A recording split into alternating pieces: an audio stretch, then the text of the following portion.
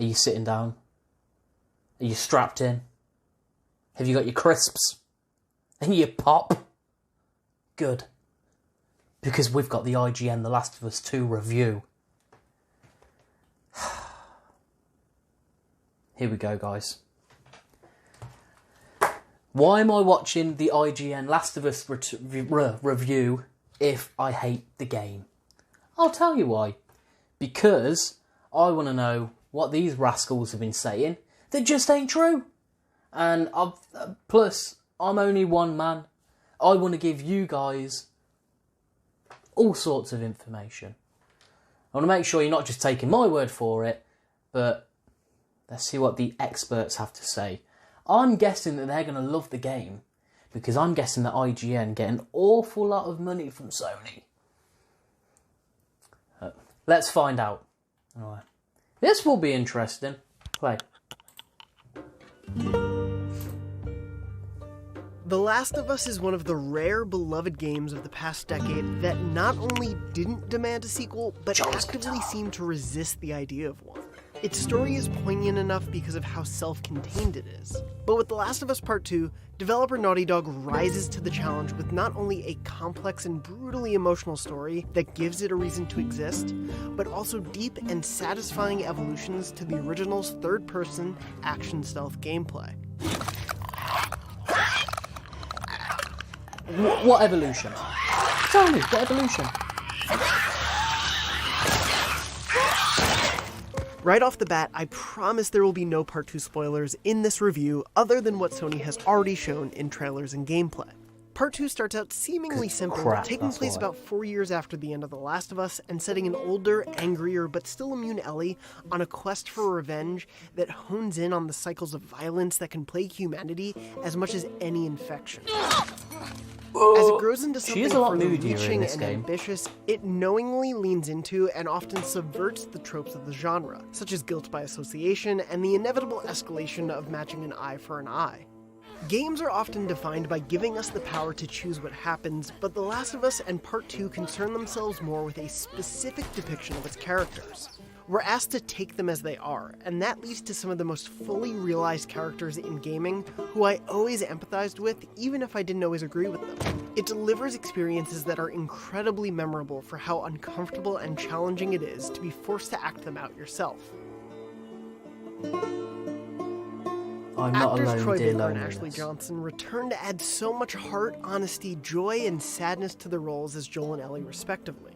Ellie is the protagonist of Part 2, and the focus on her allows for so many funny, frustrating, vulnerable, endearing, and frightening moments. Fuck, this is awkward. It all stays true to what the original game established while deepening my understanding of her.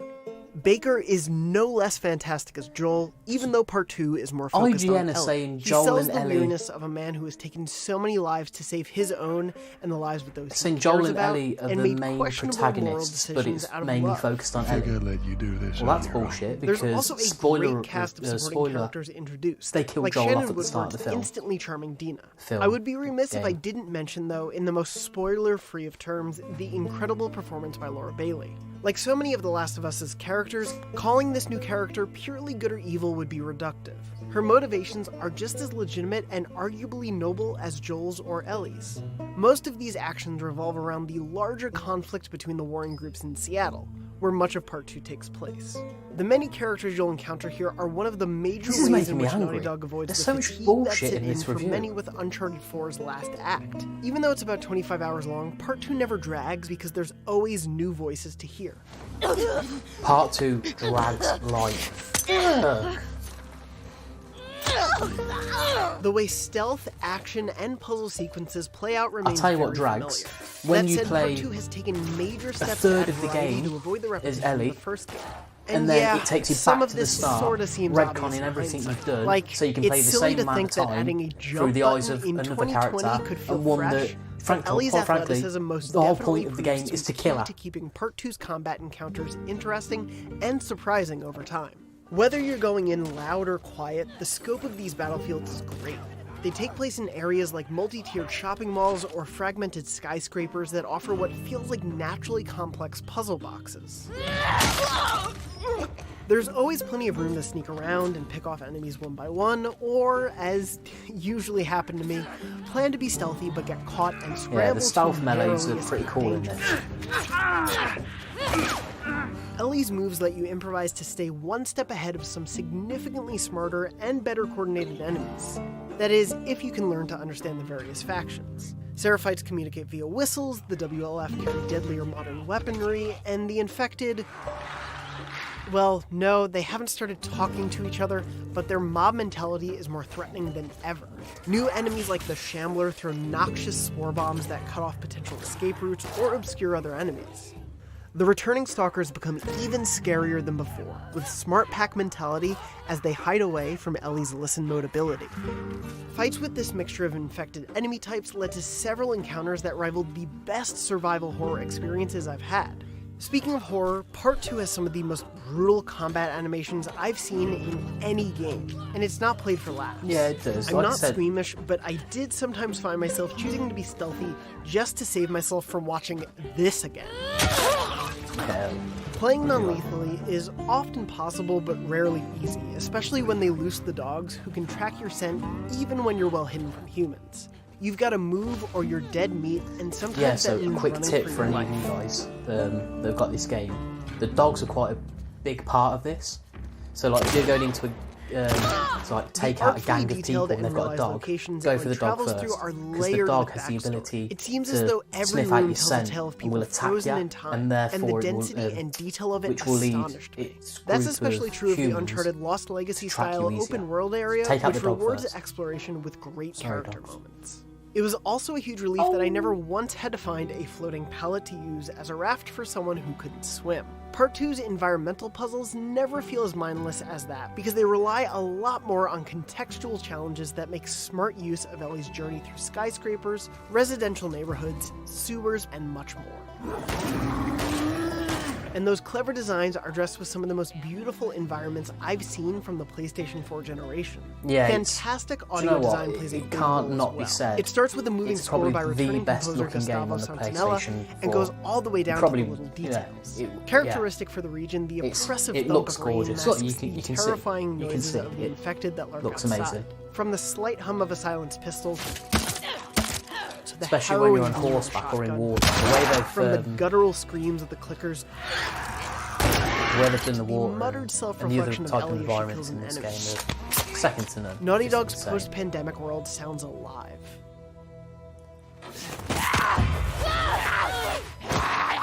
Verdict. Here we go. Let's get listen to some bullshit. The Last of Us Part 2 is a masterpiece worthy of its predecessor. No, it's not. Taking strides forward in nearly every way, Ellie steps into the spotlight and carries the sequel in a manner that feels like the culmination of everything that's made Naughty Dog's blockbuster storytelling so memorable. She carries it. She's the It only delivers a character layered, left. emotionally shattering story on top of stealth and action gameplay that improves the first game's mechanics while integrating a bit more of Uncharted's greater mobility and action. But while Part Which 2 I is said a on the last thrilling video. adventure, it still makes time for a stunning, No. nuanced exploration of the strength and fragility of the human spirit. The PlayStation 4 has one of its finest exclusives in one of the generation's best games. For more on The Last of Us Part 2, check out our original I don't even review have to of The watch the Last rest of of Us that. and its 10. Left Behind Gave it a expansion. 10. And for everything else, stick with IGN. I told you. He should be terrified. Come on, IGN. Have a word with yourselves. 10? That was no 10. That was no 10. So the way that review makes it sound is that Joel is in the game and he's one of the main protagonists. In fact, he's one of two main protagonists.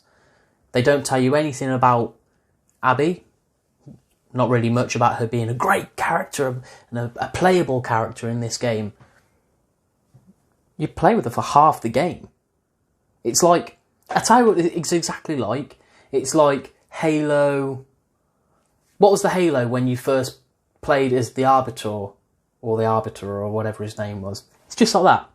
It's 50-50. 50-50. Slightly more Ellie. But, yeah, you're a whole lot of Abby.